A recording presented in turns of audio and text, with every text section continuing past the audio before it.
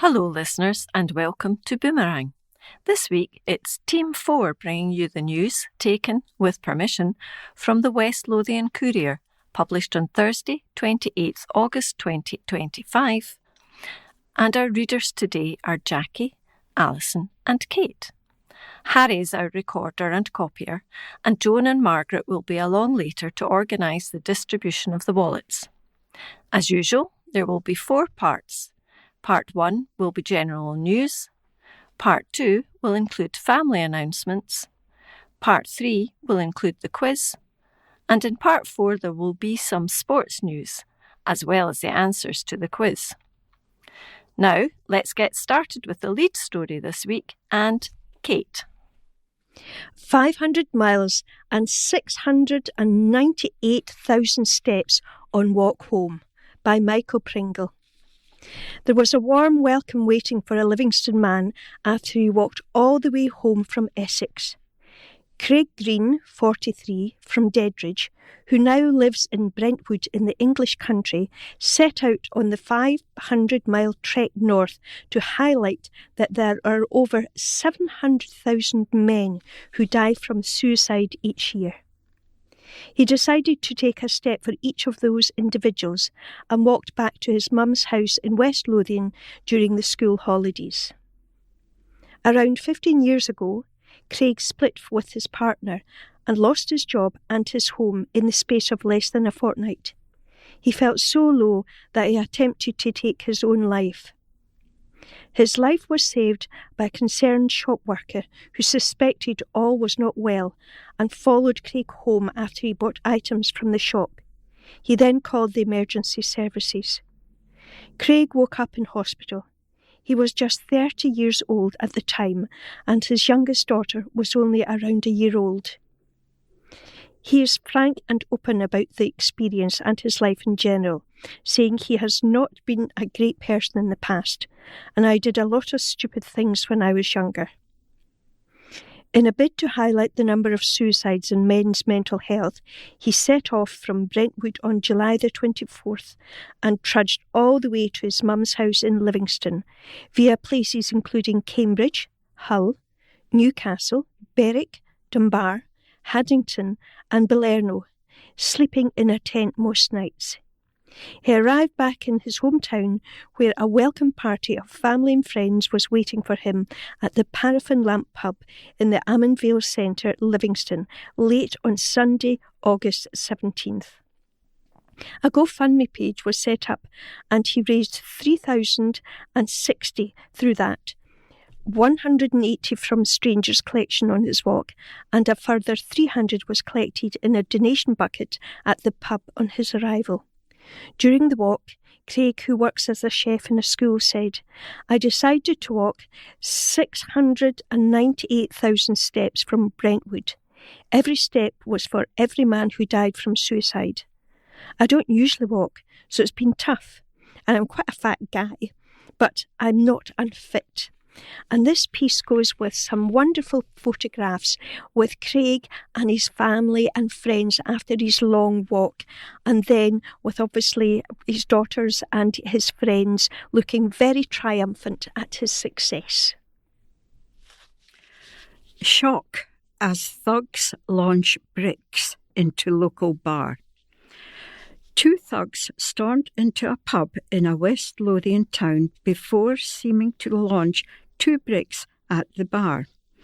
The crossbar in Armadale was targeted by the violent duo on Wednesday, August 20th, reported Edinburgh Live.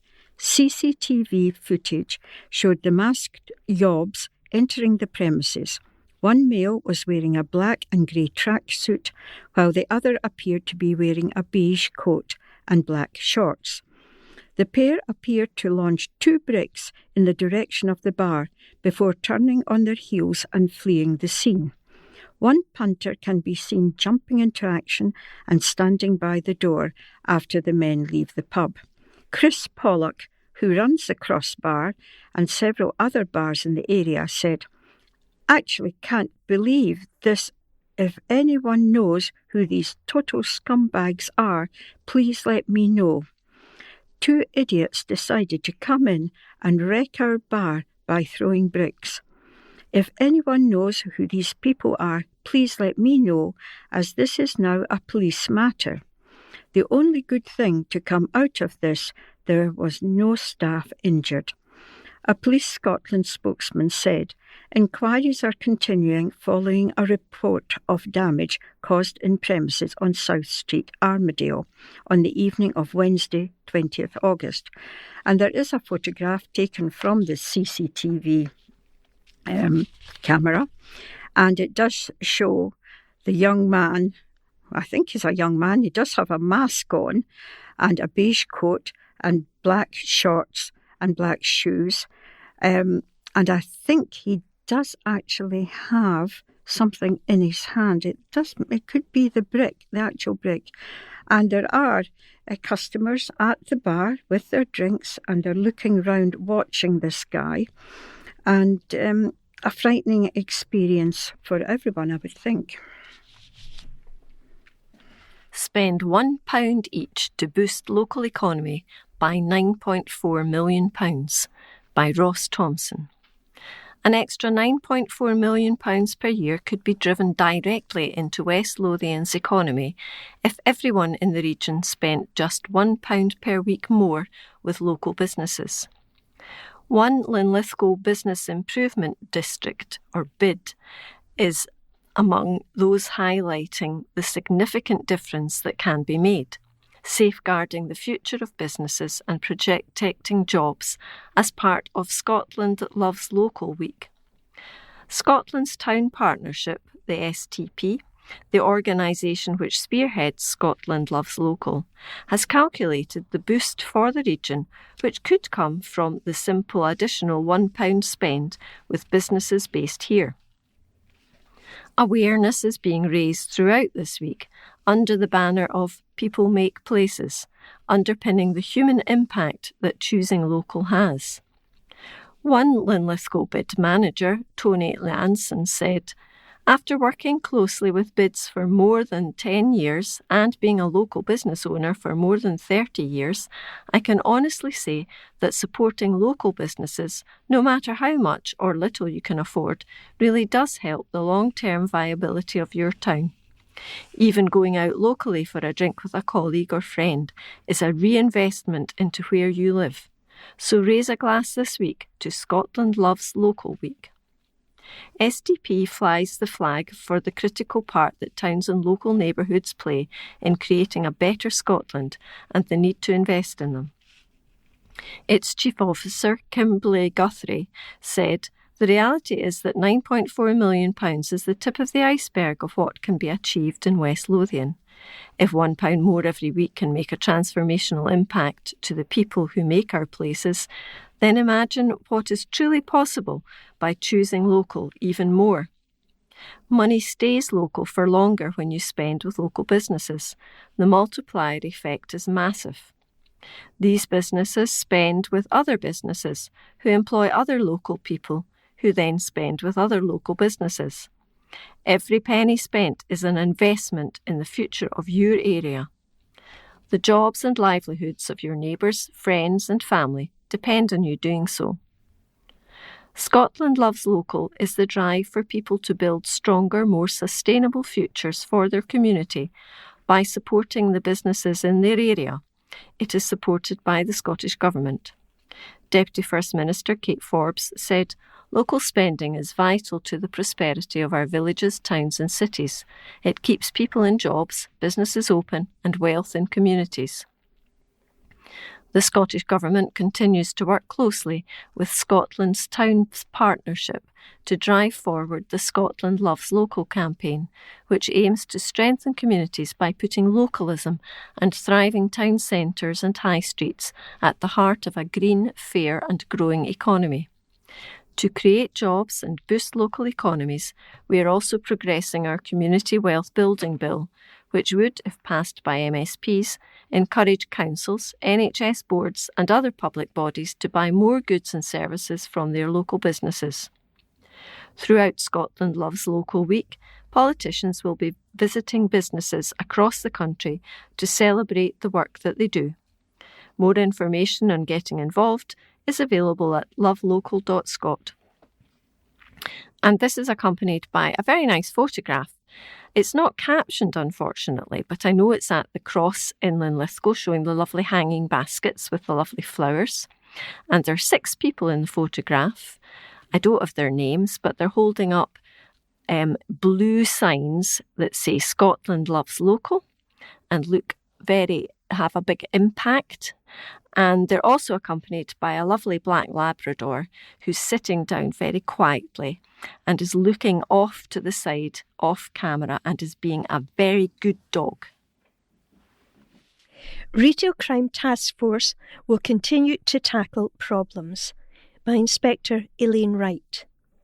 As readers may be aware, Police Scotland launched the Retail Crime Task Force earlier this year, following a £3 million fund allocation from the Scottish Government for the year 2025 to 26.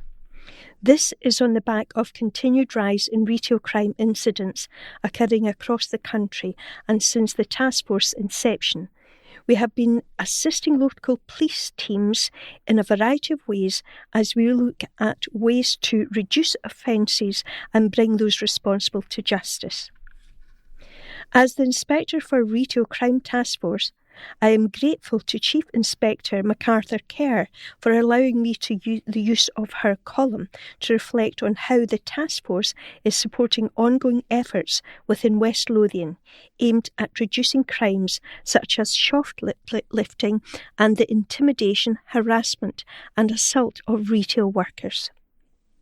Our analysis of retail crime throughout Lothians and Scottish Border Division shows that the reports of shoplifting are up by over 31% in comparison to the previous years, meaning more than 828 additional offences have been recorded. I am, however, pleased to report that offences against retail workers have reduced in the area, with reported assaults down by almost 22% and harassment offences down by just over 25% this year. I want to make it clear there is no such thing as a victimless crime.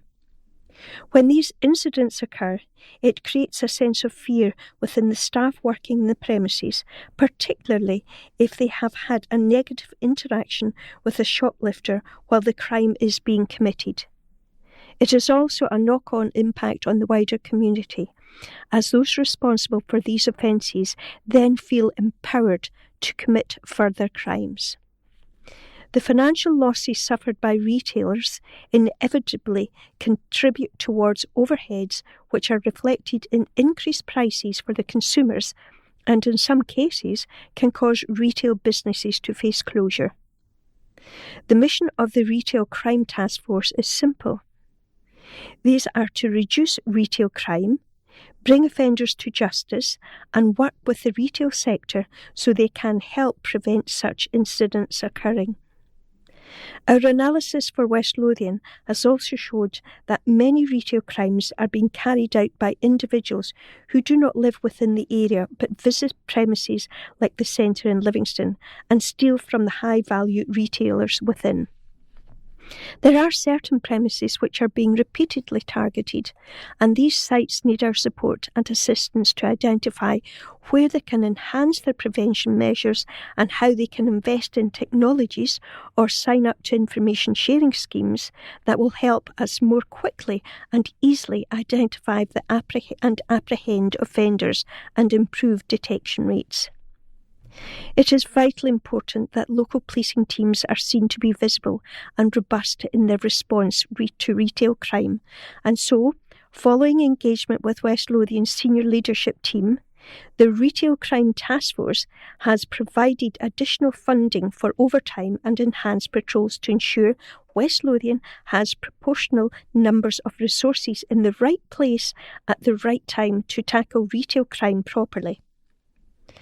Funding has also been made available for diversification projects for young people who have become involved in retail crime, and local officers will be working with retail and third sector parties to deliver these initiatives aimed to help young people move away from criminality. It is our aim to utilise this approach to reduce the number of retail offences taking place in West Lothian, increase the number of arrests being made for the crimes of the nature and divert young people away from retail crimes. However, we cannot and will not become complacent, and we will continue to monitor the operational effectiveness of these approaches. It is further resource funding, if further resource funding is required, or if specialised support can be provided by the task force, then this will be utilised wherever it is necessary. And this report goes along with a picture of Elaine Wright sitting at her desk, and it says, Hard-working Inspector Elaine Wright. Delight for pupils as exam results show improvement, and this is by Stuart Somerville. West Lothian high schools have seen significant improvement in exam results for the 5th year in a row. Pupils in what one counsellor called the pandemic generation showed results above the Scottish average and comparable schools across Scotland. The pass rates topped 76% for 6th-year pupils. Siobhan McGarty, Head of Secondary Education, told counsellors, in each of the measures, performance of West Lothian schools and teachers has significantly outperformed both the national average and the virtual comparator. Over the 5-year period, 2020 to 2025, the percentage of S4 learners attaining 5+ awards at SCQF Level 5 has shown improvement. West Lothian was significantly above the national and virtual comparator in this measure between 2020 and 2024. The percentage of pupils achieving 5 or more awards at SCQF Level 5 has risen from 60% in 2020 to 76% in 2024. Over the same period for the Scottish average, the figure remained static at 55%. In the 6th year, the percentage of pupils awarded 5+ awards at SCQF Level 6 rose from 52% in 2020 to 54% in 2025. This compares to the national average of 38% to 39% in the same years. The percentage of 6th years achieving 1+ awards at SCQF Level 6 rose from 73% to 83% between 2020 and 2025, compared to a national static average of 66%. Heather Hughes, the local EIS rep, told the meeting, "These results are testament to the hard work of all staff.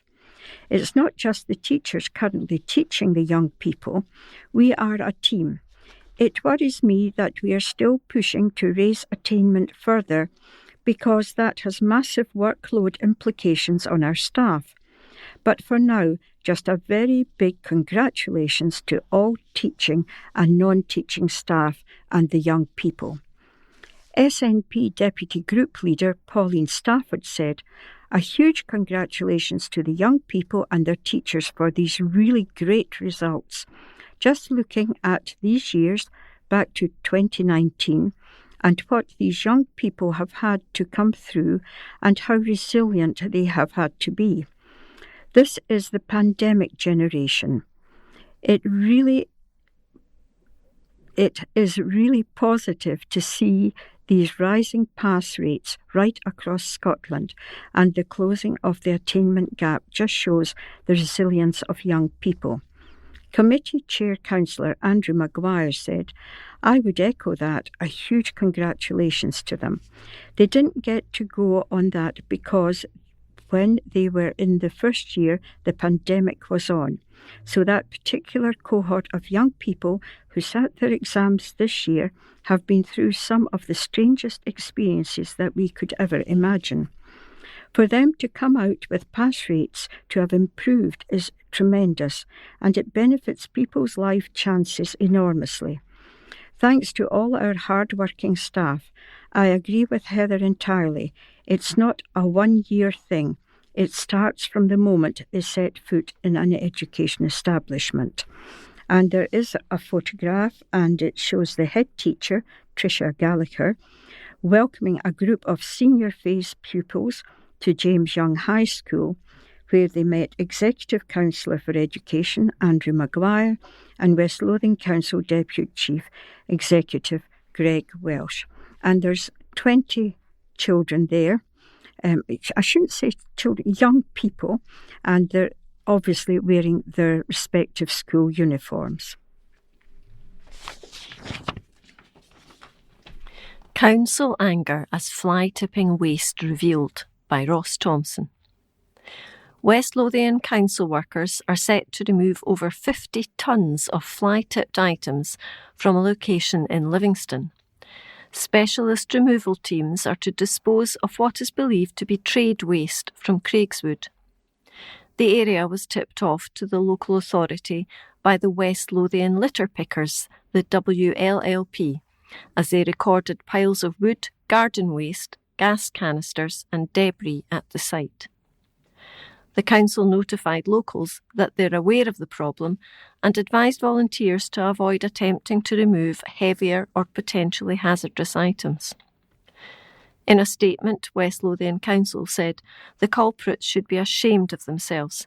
Nobody should be left to clean up someone else's mess, yet they believe they can treat our communities in this way. It's dangerous and it is completely unnecessary.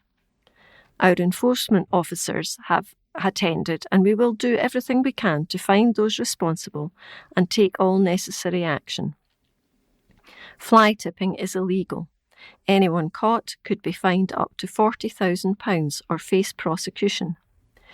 West Lothian litter pickers have also reached out and we've been in regular contact with organisers as members of the public want to lift the loose litter to prevent it from blowing around the grounds. They have been on site to bag what they can, which the council will now uplift. For safety, we have advised that only bagged loose domestic waste should be touched. We would again issue a plea to all householders to ensure that if they are getting work done in and around their homes, to ensure that the company taking your waste away for disposal is licensed to dispose of it, as is the legal requirement. This applies to a company carrying out work for you or paying a company to simply remove the waste after the work has been carried out. Businesses disposing of waste need to be licensed with SEPA to ensure what is being disposed of is safe and legal. The council continued, it's your responsibility to check that anyone you pay to collect and dispose of your waste is genuine and will take the waste to a properly licensed waste disposal site. You should ask for their waste carrier registration number and check it against SEPA's Waste Carriers Register, which is online. Keep a note of these and ask for a receipt which confirms what they have taken and where they will dispose of it. If an offer to collect and dispose of your waste sounds too good to be true, it probably is. And the story has a photograph attached to it. There's beautiful trees in the background and lovely grass in the front, and it would be a lovely photograph altogether were it not for the piles of rubbish, horrible rubbish, large and small items heaped about. It's not just an eyesore but hazardous. We have now come to the end of part 1, and in part 2, family announcements will be included.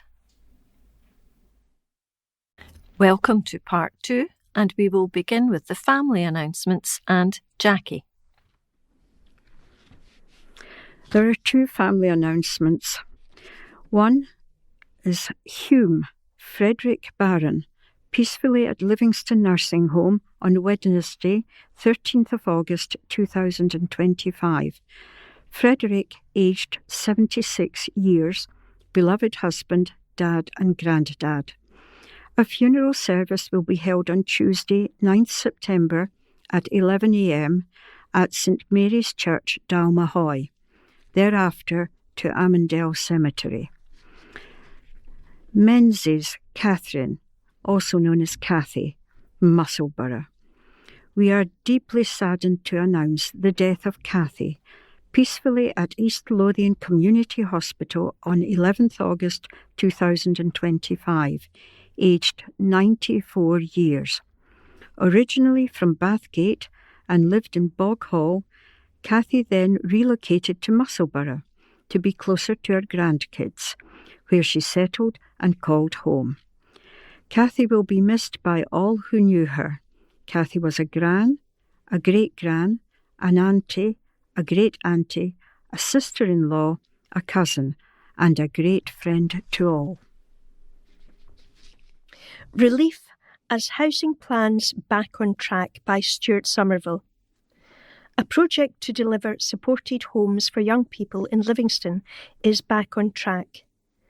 New modular housing at a site in the town centre had been delayed when the manufacturer went into receivership at the new year. Now a new contractor has been appointed as housing staff revealed that a 5-year plan with new affordable council homes has been delivered 77% of its target. Marjorie Mackey, Housing Strategy and Development Manager, told a meeting of the Housing Services PDSP, excellent progress is being made in delivery of the programme across the active sites, with 1,258 units completed to the end of June 2025/26, representing 77.6% of the overall affording housing programme minimum target of 1,621. The Affordable Homes Programme was launched in 2023 and will run until 2027/2028. In a report, Ms Mackey said, the West Lothian Affordable Housing Programme to 2027/28 includes sites for the development of a minimum 1,621 homes, including minimum 383 additional council homes and minimum 1,238 homes delivered by registered social landlord RSL partners. The council house programme now totals 427 additional houses. This has increased by 44 from the original minimum target of 383 due to the additional approved project for 16 flats at Winchborough and a total of 28 additional open market acquisitions, 10 in 2024/25 and a minimum of 18 in 25/26. Ms Mackey told councillors, it remains a risk that the council will see a slowdown of affordable housing approvals and subsequent completion in future years as a result of this.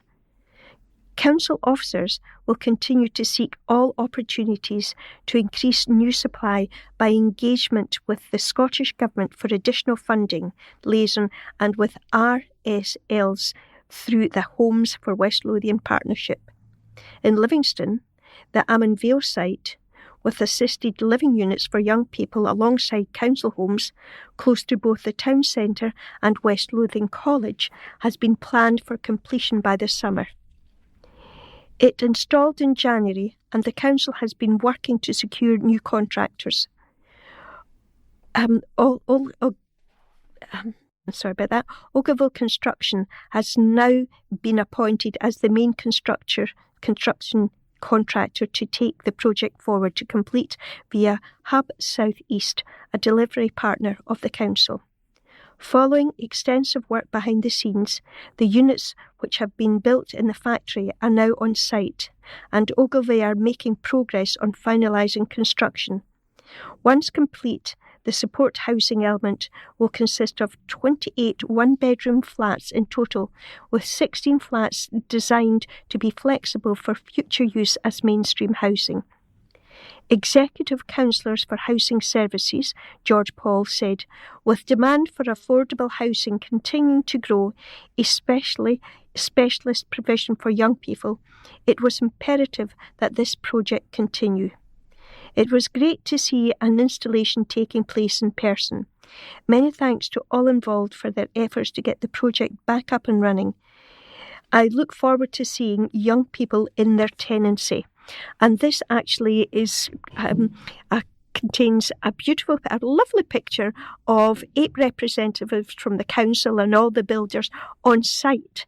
And it looks as if the actual houses are very near completion.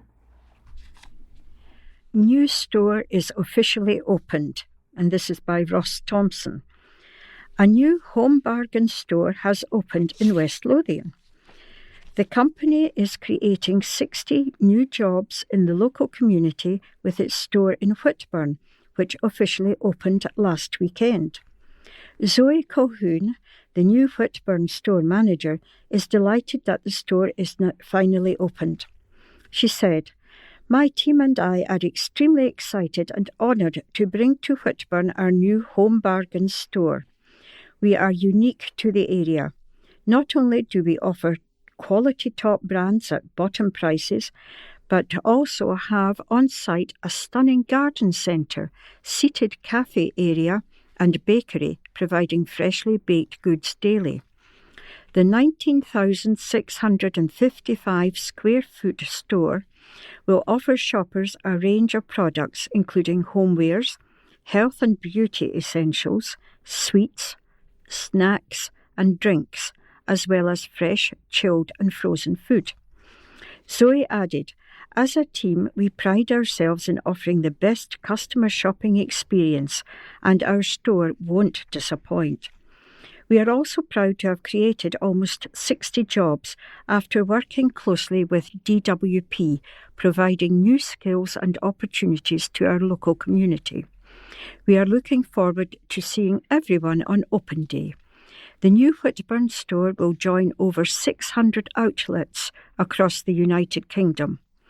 Opening approximately 50 stores a year, Home Bargains is bucking current trends in the industry. With more than 5 million customers each week, Home Bargains is one of the UK's best-loved discount retailers, stocking top-quality branded goods at low prices. For more information on the ranges available, visit www.homebargains.co.uk. Committee states plan to dissolve by Stuart Somerville. Bathgate's Community Centre Management Committee has announced its intention to dissolve next year as it faces a £70,000 annual charge for running costs. The move comes in protest at West Lothian Council's proposals to press ahead with changes to the way community centres and halls are run, as the council tries to wring £1 million in budget savings from them. Facing a potential annual charge of £70,000 a year to use space at Bathgate's Jim Walker Partnership Centre, the Community Centre Management Committee said its current income is only around £20,000. The committee has called a public meeting for centre user groups in early September and announced this week there's very little option. Centre management committees across West Lothian have been looking at options for the future running of centres since May last year. Only 2 out of 32 have announced plans to assume full ownership of their buildings. In Bathgate, the Management Committee is responsible for the letting of ground floor space in the Southbridge Street Council Partnership Building to community groups. The partnership also houses council offices and the town's library. Unable to buy the space, an option offered to management committees of freestanding halls and centres, the Bathgate Committee could only opt for a lease and recharge option, which would have seen its annual rental costs for the rooms in the partnership surge. Now, a strongly worded 5-point decision paper will be put to user groups on the 3rd of September, laying out that the committee believes it has no alternative but to cede full control of the centre's public space to the council and give up its role. The council revealed that the majority of the 32 centres across the county would likely see that same position, with the council assuming full control. Council officers have suggested that a user groups committee be formed for each centre and letting charges rise to 80% of current education-let costs. The first point the Bathgate committee will make is the recharge sum is too much and we could never raise that sort of money with commercialising the community centre and running it as a profit-making company. This, the paper adds, would defeat our charitable objectives and the whole ethos of a centre for community enhancement. The paper goes on to express disappointment at what it calls an ultimatum from the council and the fact that it will no longer be able to make donations to community events such as the Bathgate procession. West Lothian has been forced to consider radical proposals for the future of its community centres to improve its books in an ongoing budget squeeze. At the moment, centre management committees keep all funds they make from bookings for dispersal through communities. The council has to pay for repair and maintenance of the buildings. The proposals, first aired 18 months ago, have caused anxiety throughout communities as volunteer groups have been asked to consider buying community centres to run as commercial operations or take on leasing contracts, which would see these groups responsible for covering repair and maintenance costs. The widely expected deadline for decisions by all centre management committees is early September, with the changes coming into force at the start of the new financial year in April 2026. Billy Weir from the Bathgate Management Committee raised the issue at this month's local area committee for the town. He told councillors, "We've decided to dissolve at the end of March, but we still vigorously oppose the council's plans up until the last moment, seeking a change in political decisions." Council officers have continued to stress that the council wants to work with volunteers to maintain public spaces for community use, maintaining that user groups committees could be formed to consider the best way to run public venues. Artists on MS Journey Aiming to Help Charity by Ross Thompson. A full-time artist says partnering with a leading multiple sclerosis MS charity is helping her make the most of her own journey with the neurological condition. Linda Hoskins, owner of Linda Hoskins Art in West Lothian, has selected MS Society Scotland as her next charity of the year. The 12-month partnership launched on Monday, August the 25th, and will see Linda donating 10% from the sale of every painting to the organisation, as well as helping to raise awareness of MS, which she has lived with for more than a decade. The married mother of two, who lives in East Calder, said, "I was diagnosed with relapsing remitting MS, in brackets RRMS, when I was pregnant with my first son, which was just over 12 years ago, although my symptoms started a long time before that. The people closest to me have known about my MS for a while, but I've always chosen to detach from the condition in day-to-day life the best I can. My MS and my art are two things I've never woven together. Recently, leading up to the launch of my partnership with the MS Society Scotland, I've done a few posts about my MS on my social media accounts, which has followed more people into my world a bit. I'm learning to be a bit more vulnerable with it. I've had messages in response to my posts from people with links to MS and various other illnesses. I've been really humbled to see that when you make yourself vulnerable, it can really help other people." Linda, who's now 39, went to art school soon after getting married and studied printmaking. When her boys were younger, art moved in and out of Linda's life, both professionally and a side hobby, while she also worked various jobs at different charities. But 5 years ago, she took the plunge and became a freelance artist working for herself. She changed from printmaking to painting, producing work inspired by her Scottish surroundings. She continued, "I create loosely abstract landscapes and seascapes work because I use layering process. I work on lots of paintings at once, generally about 7 at a time. Each painting can take anything from 4 to 8 weeks depending on size. Really large commissions can take even longer. The talented artist also sells a range of products such as cards, prints and notebooks. And she offers bespoke items from the home such as kitchen splashbacks with her designs on them. In 2020, Linda began supporting charities through her art, donating a percentage of her painting sales to them and helping to raise awareness of each organisation and its mission. The first charity she worked with, Survivors of Human Trafficking in Scotland, SOHTIS, created the Linda Hoskins Award to recognise other artists who followed in her footsteps by raising awareness and inspiring hope. Linda said, "I've always wanted my art to be bigger than me. I live an active Christian faith and I really believe in living with purpose. I've had links to other charities I supported in certain ways, but it's never been fully personal. It was quite a big decision for me to partner with MS Society Scotland. But because things with my health have moved on, I've had no other choice but to accept that and make the most of the next part of the journey. I've learned that all things can work together for good. I know there's an opportunity to help others and to help further the incredible research that MS Society does. MS is a condition that affects nerves in the brain and spinal cord.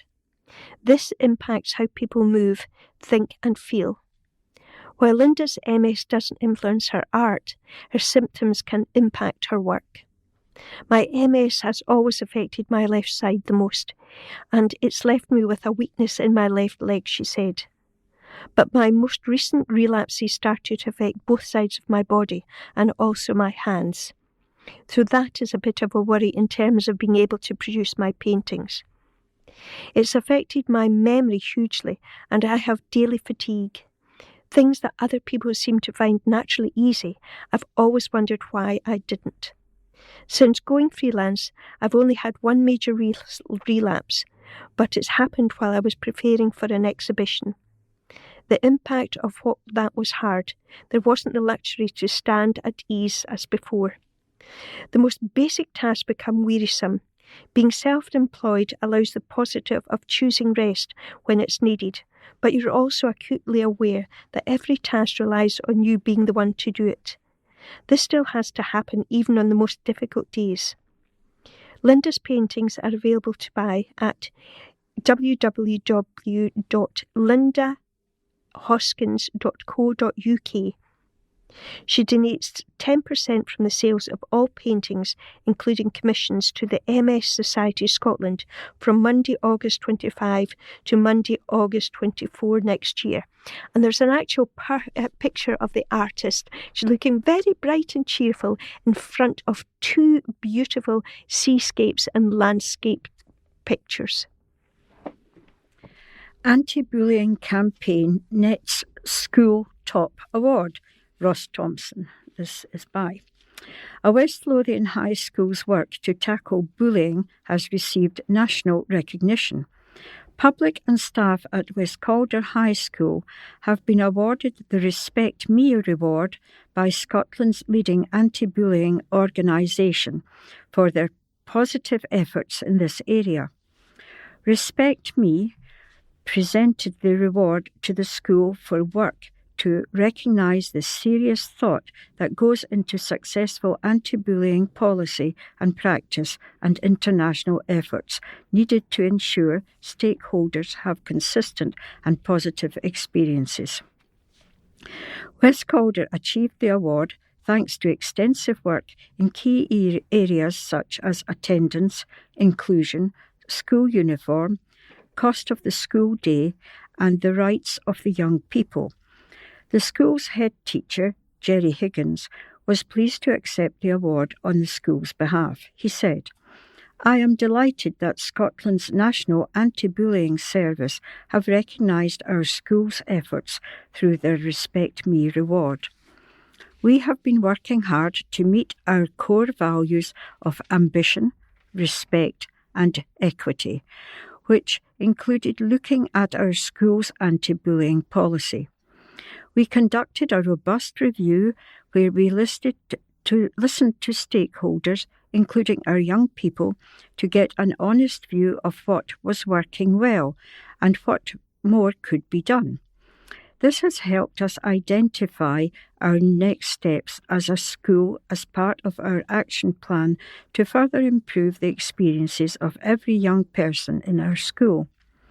West Lothian Council Executive Councillor for Education, Andrew Maguire, sent his congratulations to Mr Higgins and the school.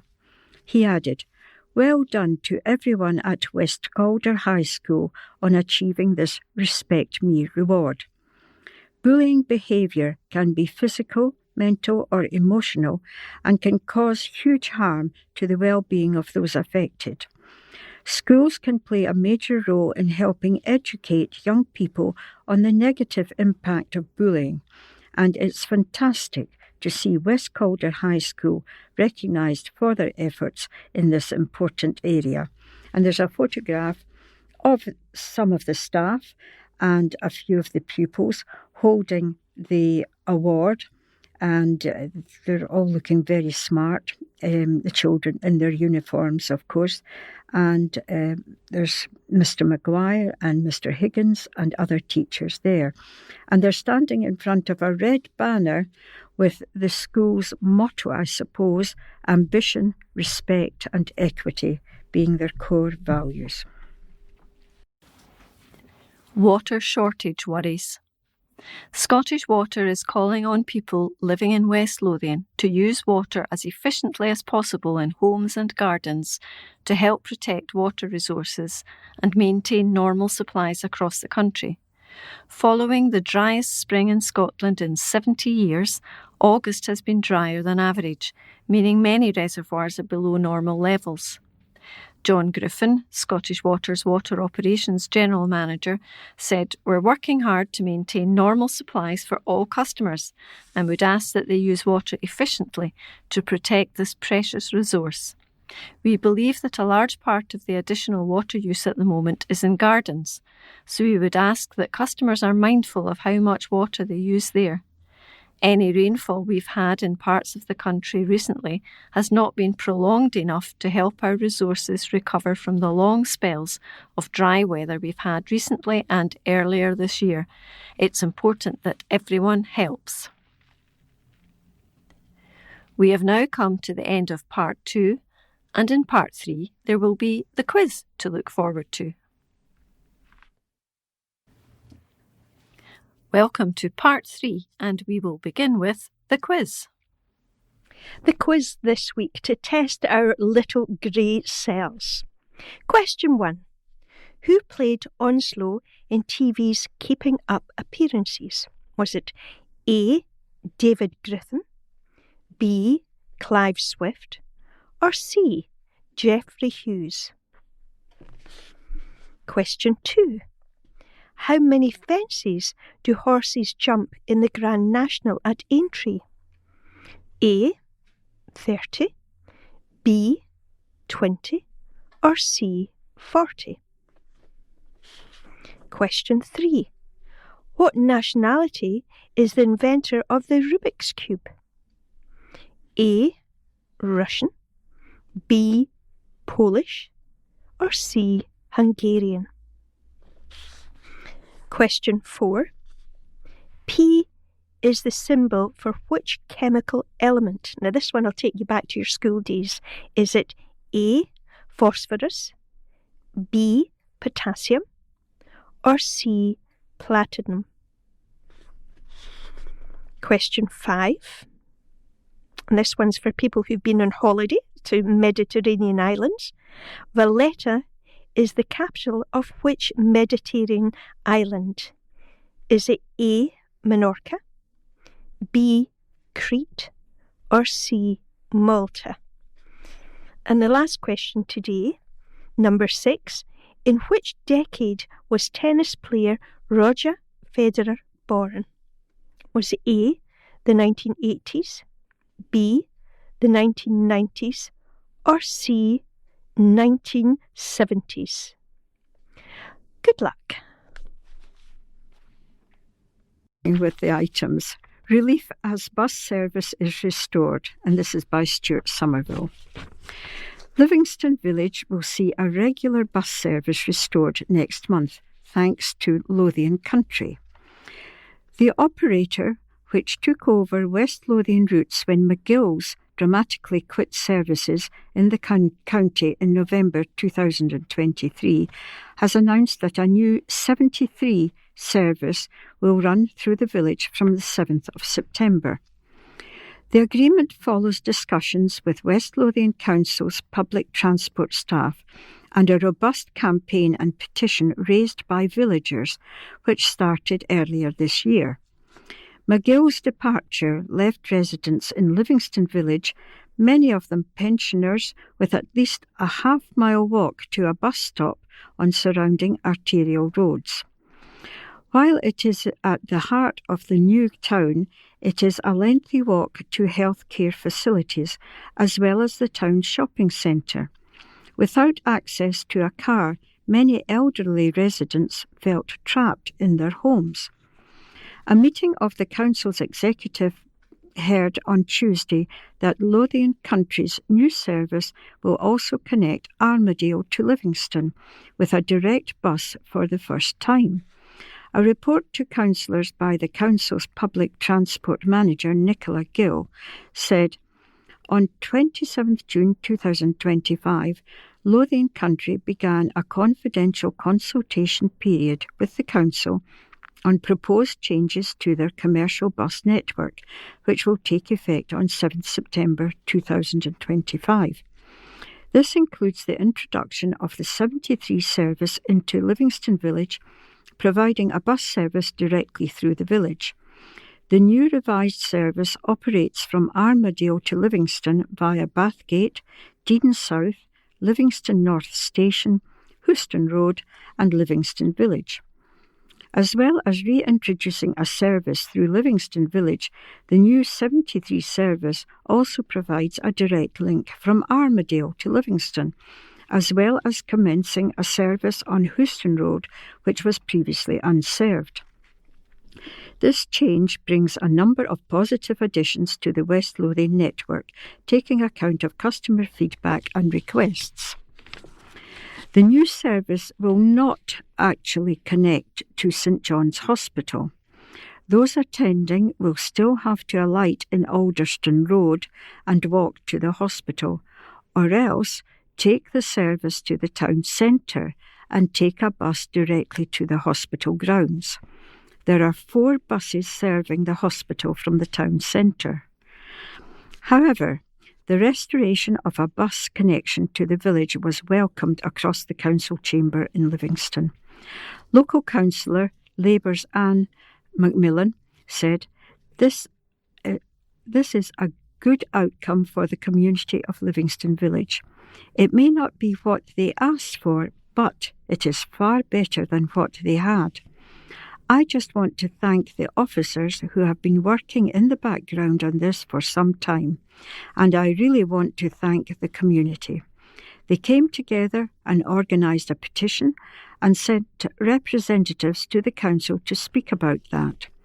Councillor Susan Mannion, Labour Deputy Leader for Armadale, said, For the first time in a long time, we have a direct bus to Livingston. It is a huge step forward. Councillor Sally Patel said, Could I just echo what Councillor Macmillan has said? I just wanted it recorded. Thanks to the people who organised a petition and came along with a deputation to speak to the council. The fact that they had done this very much highlighted the issue. It's not ideal, but the steps are helping to improve public transport. Councillor Pauline Stafford, the Deputy SNP Group Leader, said, I really welcome that this service is coming online, and thanks to the officers for their work on that. It is a good outcome, but we would like it noted for the future that this doesn't fully meet the needs of the people in Livingston Village. Councillor Conn said public transport and especially bus services could only be developed if the Scottish Government supported them financially. Council leader Lawrence Fitzpatrick said, "I am sure people will be delighted after all the hard work that has gone in. Congratulations all round." And there is a photograph, and it's of the campaigners standing, there's about 50 of them, standing on the pavement at a bus stop in front of a red brick building. And it's obviously been taken maybe in the spring because they're wearing heavy coats, but blue sky and fluffy white clouds. And amongst the campaigners, there's young mums with pushchairs, and there's quite a few elderly people as well. House plan thrown out by council by Stuart Somerville. Plans to build a house in the countryside near Westfield have been rejected for a second time because of flood risks. The Scottish Environmental Protection Agency, SEPA, had argued against the plan, but a hydrologist said the site near Westfield and Bridgecastle would be safe.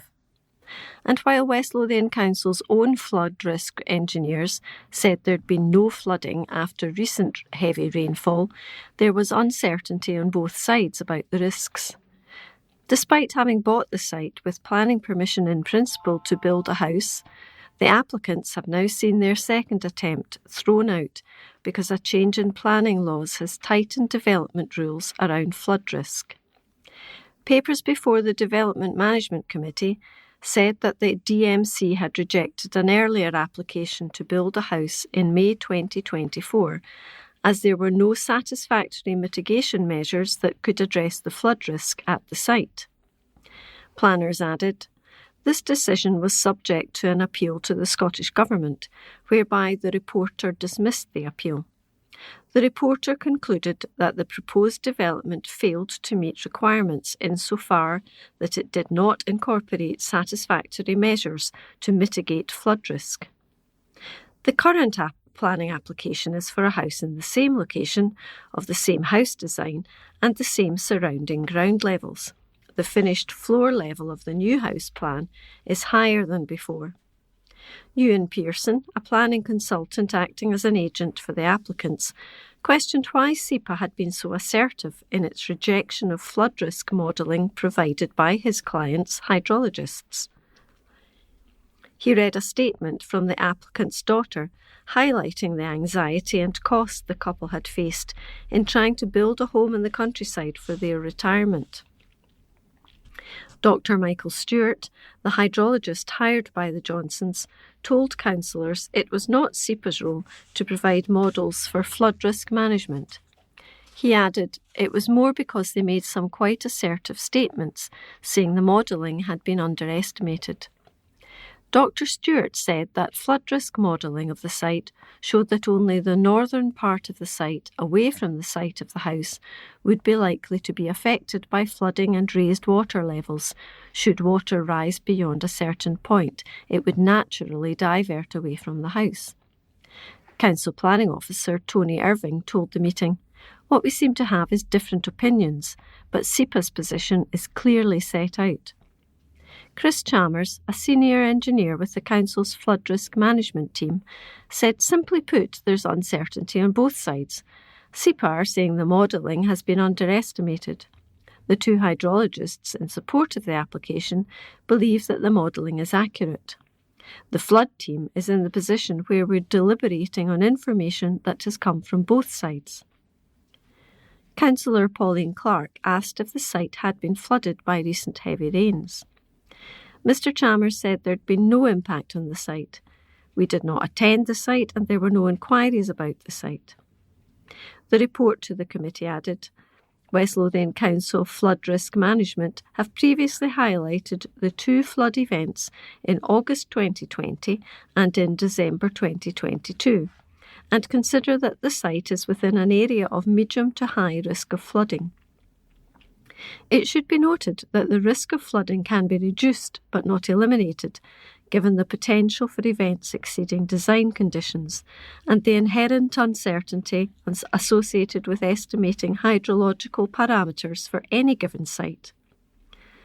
Councillor Clark said, "While there could be a risk in future, then I don't think that's something we should be supporting, as much as I would dearly love to say the risk is fairly low, that the house is not going to be flooded.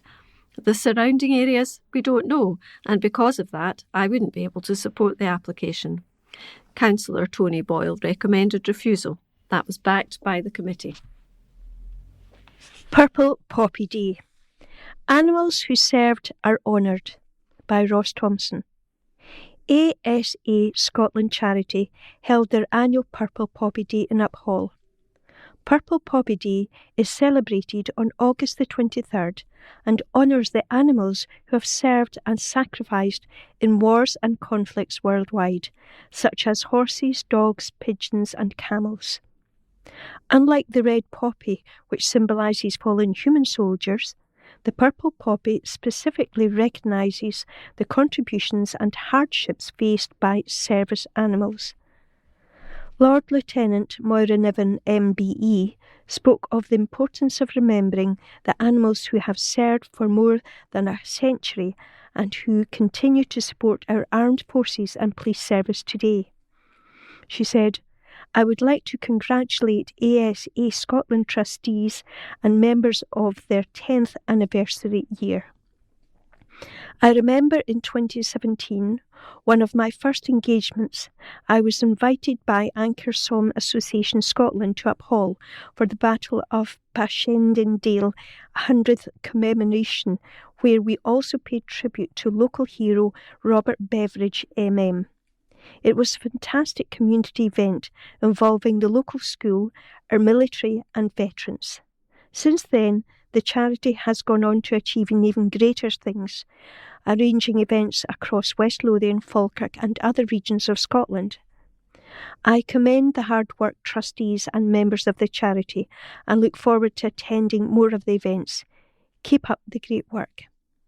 The ASA Scotland President, Bailey Buchanan, added, "We are truly honoured to have His Majesty's Lord Lieutenant Moira Niven MBE attending our annual Purple Poppy Day event here in Uphall. The day pays tribute to the animals that have been served alongside military forces in every conflict, from the Boer War to modern-day operations. It aims to educate the public about the essential role animals have played and continue to play in the military services." ASA Scotland Chairman, Councillor Harry Cartmill said, "We are honoured and blessed to have the support of HM Lord Lieutenant Moira Niven MBE. Over the years, she has inspired us, and both she and her team have given us tremendous encouragement. Purple Poppy Day is a time to reflect on the birds, dogs, horses, mules and other animals who have served across the United Kingdom and the Commonwealth." And this piece is centre page, and it has it's a huge spread of photographs of Harry Cartmill, Moira Niven. We have a piper who's actually piping a lament, and we have brass cutouts of animals, and there is one black and white Springer Spaniel sitting to attention. People make places and help to build thriving communities. That's the headline in this item. The local business people who contribute the most to West Lothian's communities are being celebrated as part of this year's Scotland Loves Local Week. The theme for this year's national campaign, which aims to encourage people to think local when they shop, is People Make Places, celebrating the important roles played by business people at the heart of our communities. West Lothian is fortunate to have a number of community-minded business people in communities across the area, making a positive difference to the towns and villages they serve. Deputy Leader of West Lothian Council, Susan Mannion, said, "I would encourage local residents to consider what they can do to support local business at this time. A vibrant West Lothian economy with successful local businesses helps everyone, creating more jobs and opportunities. Evidence also shows that any money spent with a local business is more likely to stay in the local economy, ensuring that our towns and villages remain great places to live, work and do business. West Lothian has many business people who play an important role in their local community, making the extra effort to ensure their local area thrives. Huge thanks to them all for all their hard work for the benefit of the community on top of their business role. Linlithgow MSP Fiona Hislop has spotlighted local businesses to celebrate Scotland Loves Local Week. Fiona said, "West Lothian has many excellent local businesses, and I was happy to highlight some of these during Scotland Loves Local Week. I have visited many local businesses across the towns of West Lothian, and during this year's Loves Local Week highlighted the Sewing Room and Maya's Cards and Gifts in Whitburn and the Wee Winchborough Cafe. I would encourage my constituents across West Lothian to support local businesses where they can, and as we have so many great businesses across the constituency." And there's a photograph of two gentlemen and a lady. It doesn't say who they are, but they're holding the West Lothian Loves Local logo. And this is a thick circle of blue with West Lothian engraved on it. And there's a white middle and there's a heart right in the middle. So, and West Lothian Loves Local emblazoned across it. Families get financial support. Families in West Lothian have received £54.6 million in vital financial support to help with the extra costs of caring for a disabled child or young person. The most recently published statistics from Social Security Scotland show that at the end of June 2025, the families of 4,015 children and young people in West Lothian were receiving child disability payment. The benefit helps with the extra costs experienced by families with children or young people who are disabled, terminally ill, or who have a long-term health condition. It's available to parents and carers even if they are working or have savings. Figures show that since child disability payment launched in 2021, over £1.2 billion has been paid to the families of almost 105,000 disabled children and young people across Scotland. Social Security Scotland can help people apply over the phone and through web chat. People can also call Social Security Scotland to request an in-person appointment with one of the local advisors who are based in communities across Scotland. Social Security Scotland can help parents or guardians gather information to support their application from professionals such as teachers and nurses, though people can also provide this information themselves if they have it. Maggie, whose 9-year-old son gets child disability payment, says the money has made a big difference in their lives. She said, "My son has autism and he finds buses and trains overwhelming. I have a vivid memory of him sitting in the bus stop with me and his younger sister and then, out of the blue, shooting away towards the busy road. Child disability payment has made a difference to us in a lot of ways, but being able to pay for taxis and keep him safe has given me peace of mind." For more information on child disability payment and to apply, visit mygov.scot, Child Disability Payment. New Community Gym offers top equipment by Cara Blackhall. A new Excite Gym is set to open in West Lothian, offering state-of-the-art equipment. For the first time, West Calder residents will have access to state-of-the-art technology equipment right on their doorstep. The community gym, located at West Calder High School, will be opening mid-September with the same kit used in all Excite gyms. Public swimming pool access will also be extended with a new timetable of group fitness classes. It comes in partnership with the high school to create a shared space that benefits pupils, local residents and the wider community.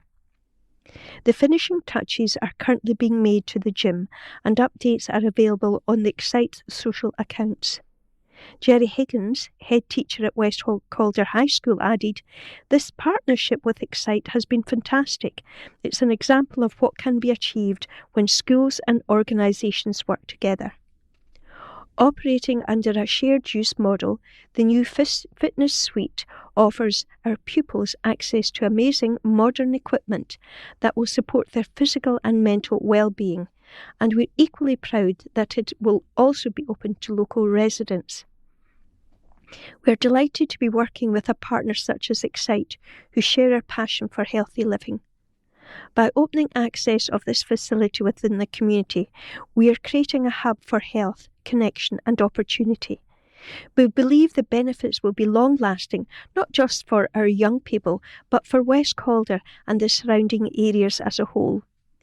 Karen Pearson-McGrath, Sports and Services Operations Manager at Excite, added, "This is a fantastic news for the pupils of West Calder High School and the wider community. Our mission is to improve health and well-being across West Lothian by encouraging active lifestyles, so being able to launch Excite facilities in yet another area is a huge win. We can't wait to welcome customers to the new facility very soon." We have now come to the end of part 3, and in part 4 we'll tell you the answers to the quiz and some sports news will be included. Welcome to part 4, and we will complete our recording today with some sports news from the Courier, but first of all, the answers to the quiz. Now the answers, I hope you've done well. The first question: who played Onslow in TV's Keeping Up Appearances? And the answer was C, Geoffrey Hughes. Number 2, and we've had many debates in the studio this morning, how many jumps are there in the Grand National at Aintree? And the answer is A, 30. You may have played the Rubik's Cube, and the inventor for question 3 is number C. He is Hungarian. Taking you back to school days, question 4, P is the symbol for which chemical element? And I couldn't remember, and Jackie didn't get it right, but the answer is A, phosphorus. Question 5, Valletta is the capital of which Mediterranean island? And the answer is C, Malta. And last question, number 6. We've also had a debate here as to age.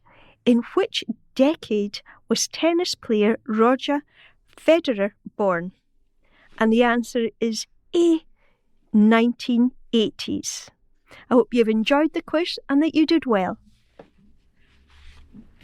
Well, I didn't do very well in the quiz, so we'll go on with the sports news. Brock's coach is frustrated by Hearts B draw. Broxburn athletic coach Lewis Turner insists his side have got to do better at keeping the back door shut after conceding 3 times in a home draw with Hearts B. The Alban Park side rallied from 2-1 down at half-time to take a 3-2 advantage, thanks to John Robertson and Scott McClory-Irvin, adding to an Errol Douglas strike. But Hearts B levelled to take a point that has Brock's 8 points off the Lowland League summit in 8th spot. Turner said, "I'm really disappointed. I thought we had enough chances to win a couple of games, and you can't concede 3 goals at home. We've scored 3 goals and come away with 3 points, which isn't good enough. We are conceding far too many easy goals. If you look back at the last few weeks, all the goals we've conceded are avoidable. At half-time, we were getting beat 2-1, but I thought when we came out at the start of the second half, we were different class for a spell. But when it is still 3-2, we need to manage the game a lot better than we did. The boys are gutted in there. We let them creep back into the game. Going forward, we are fine and we are going to score goals this season. If we keep it tight at the back and we will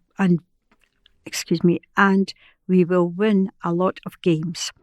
Brock's now hosts Stirling Union Saturday, and Turner added, we need to go and get a clean sheet this weekend, and if we can do that, I am confident we can win the game.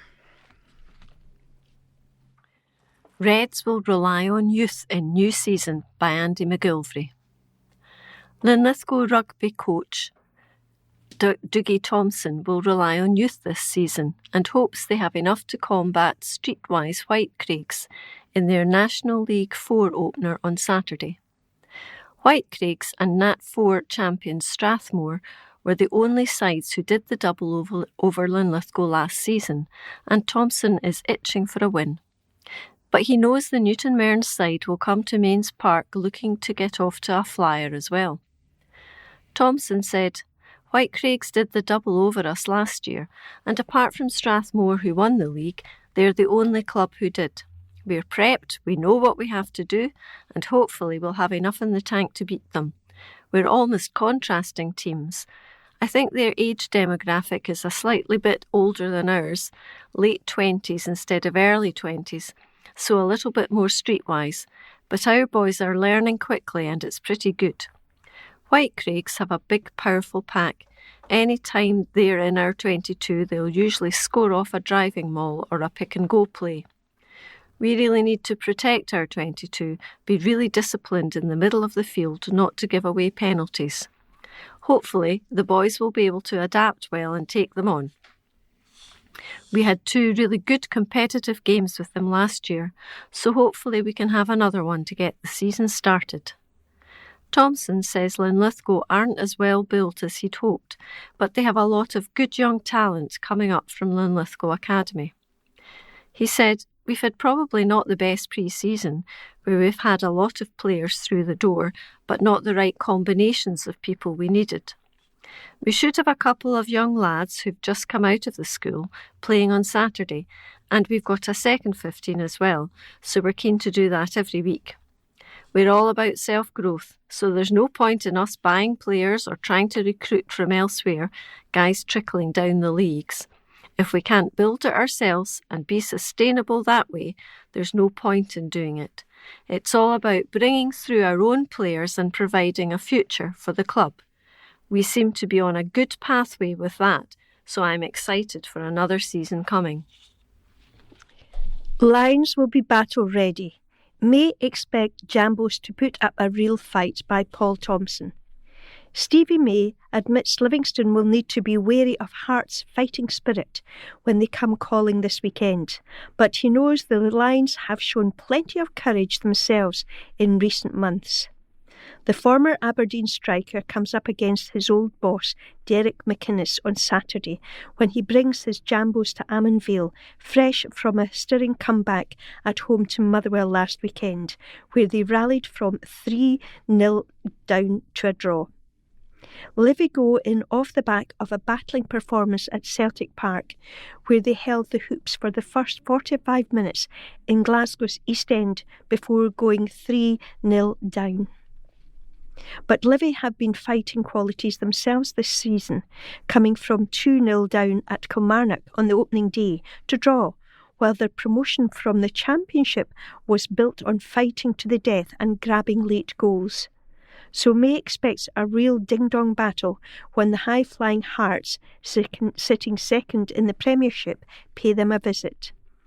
The 32-year-old said, "It is always a tough game with them. McInnes is going to have them well organised and ready for a fight. I have played under McInnes myself, and I have played against him plenty of times. I know it is going to be a tough game. You can see that from their game with Motherwell, where they were 3-0 down and drew 3-3, so they will be desperate to start well against us. But we've shown grit ourselves. That grit comes from last season as well, where a lot of games were hard fought and we came back a number of times. When it was 1-0 and 2-0 against Celtic, we still wanted to try and get one back and see what happens. Everyone gives everything for the shirt. That's what we do every week. Reflecting on the loss to Celtic, which was Libby's first defeat since making their Premiership return, May added, "You've got to catch them on a bad day." They had a couple of deflections that fell to them in the box and they tucked them away, so it was hard. They are always going to create chances, so we need luck to be on our side. We had some great saves from Jerome Pryor in the first half, but overall we didn't get much luck. They were then deserved winners in the end. Ladies' sides team up to provide pathway, and this is by Andy McGilvery. A new partnership has been set up that could result in a major boost to girls' and women's football across West Lothian. Armadale Thistle Ladies FC have teamed up with Bathgate Thistle Community FC to provide a pathway system from girls' football all the way to Dale's first team in the Scottish Women's Football Championship, where they'll take on sides like Falkirk, Ayr United and Glasgow Girls. Coach Jamie Williamson explained, "The two clubs have been in dialogue for about 6 months now, and we think it's going to be a huge thing for girls' football in the area. Between the two teams getting together and amalgamating, it's a huge thing. It gives girls within the West Lothian area the complete pathway right up from 5 or 6 years old to 30 or 35 years old. For both clubs, this is huge. Bathgate at the moment don't have a ladies' team, and we were the opposite. We didn't have the youngsters to filter up to us.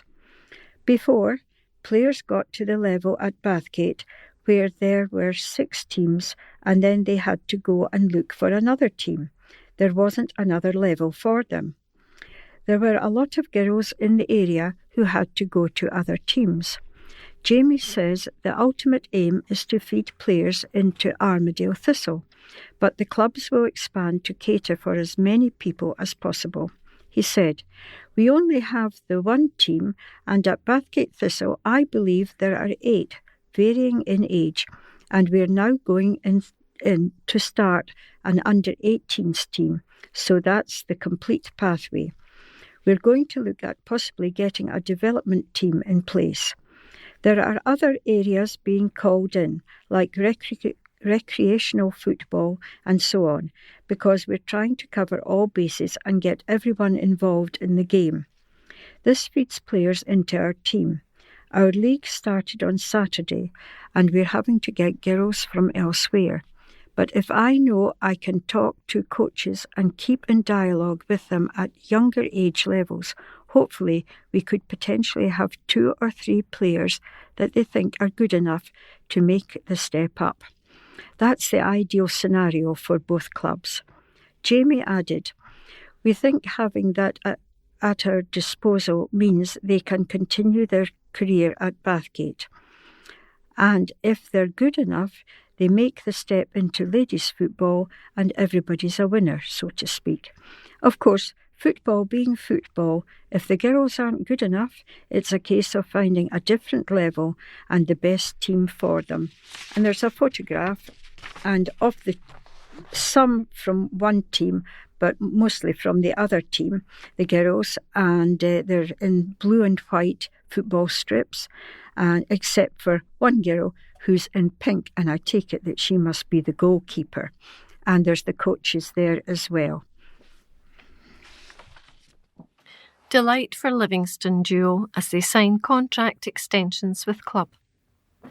Livingston duo Lewis Smith and Teddy Yenge have received a major boost just weeks into the new season after being handed 1-year contract extensions at Amondvale. Winger Smith has been in sensational form so far, netting once and providing 3 assists, while striker Yengi has had a quieter start as David Martindale's men make their Premiership return, with just 4 outings from the bench over the League Cup group stages and first 3 top-flight games. Announcing Smith's deal, a club statement read, "We're pleased to announce that winger Lewis Smith has signed a 1-year contract extension, which will see him remain in West Lothian until summer 2027.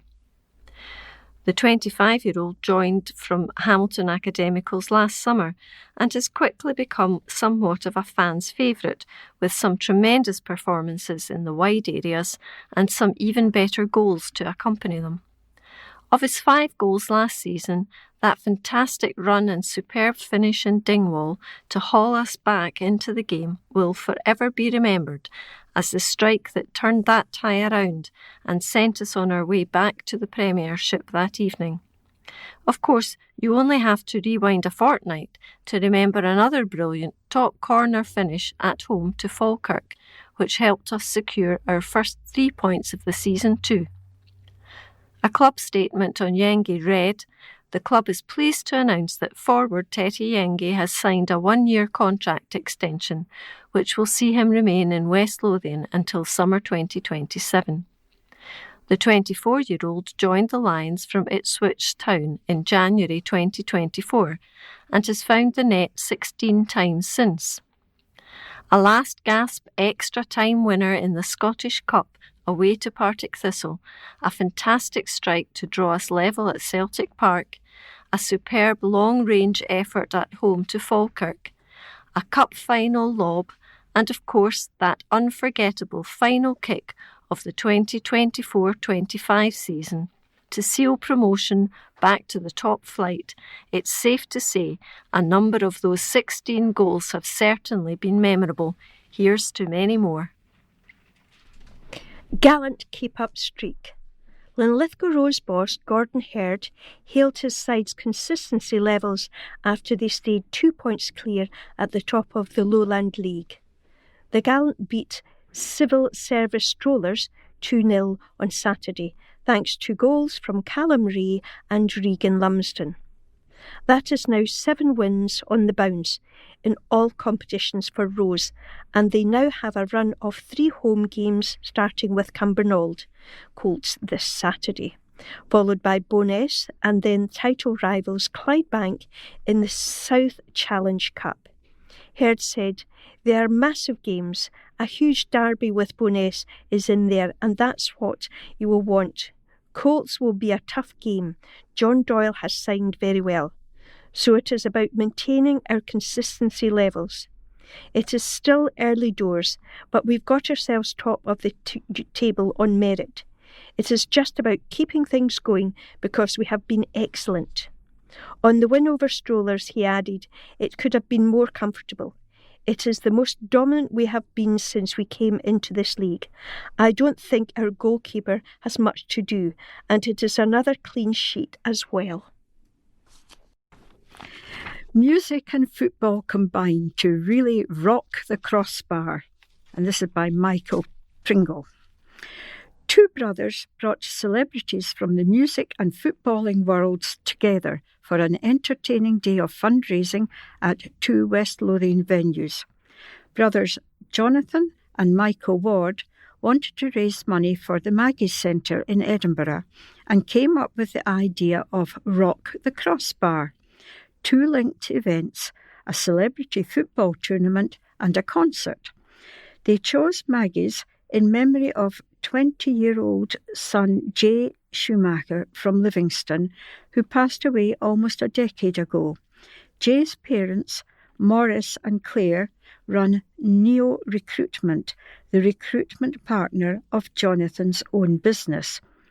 Rock the Crossbar, a play on the Clash's song Rock the Casbah, kicked off with a football tournament at the Volley Park in Armadale, featuring former Scotland players. Jonathan said, "We had a 12-team, 7-a-side tournament during the day. It was brilliant. What a day. It was a mix of local businesses and celebrities and 4 ex-Scotland international players. We had Charlie McGrew, Chris Boyd, Colin Henry and Simon Donnelly, all playing. Charlie McGrew is still an absolute player and took his team to the final.